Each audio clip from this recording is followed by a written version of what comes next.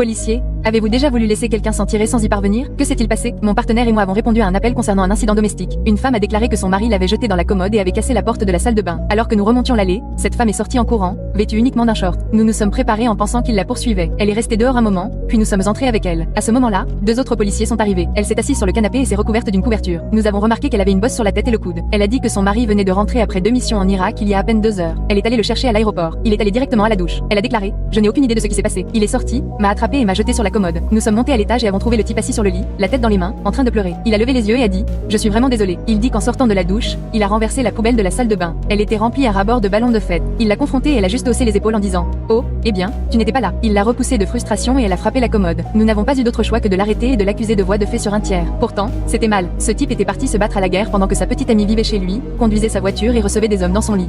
Je l'ai croisé 1 an plus tard, sans travail, sans argent et en difficulté. Tout cela découlait de cet incident avec sa femme.